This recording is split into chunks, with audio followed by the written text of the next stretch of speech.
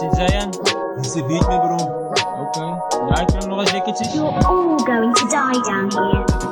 Nou, dat is een buzz wat ik op kabaas wou geslat het. Of op die houtstoel van mijn rijms is aan zo warm. Maar hallo, waar emotie word die CEO mannen. Van die op die appelplas droppers wijnland vlammen. Die gunners waar hij braaipleit wat zij dan bij die tani koop. Ik die klappen uit soos donuts wat hulle op die straat verkoop. Allemaal dra nou evo's aan bij mij moet hulle lucht loop. Van brouwroutes bij rappers body nou lee allemaal in een sloot. Ik word die weggestoot die als het ik kunnen krijgen. Waarin ik zit voor als het komt bij je lijf zwaar als feeststuffie buiten op dat zij die rechte kus dra. Dat is mijn laatste mixtape wat ik gaan droppen die jaar. Ik bouw maar net renew en ja een nieuw beginning. Die reis wat ik gestart, dat wil ik ook nou finish.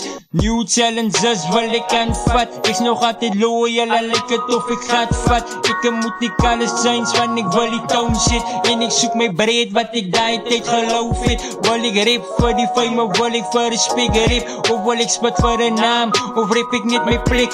Van op het einde van die dag is hulle dan mijn grootste haters. Zij maken het joke van mij, wat die lach ik kan nou laatste. Ik blij je ding doen erin, ze is maar niet te praten. Hulle kan niet met mij dealen, soos een halve dekade. En ik ruim tighter als een leggings wat emotie dra. Al ken niemand van mij voel ik zie het soos een superstar. Allemaal wil op boys maak, maar dan raak hulle seasick. Zo ik ga maar naar oor begin, like ik is aan op repeat.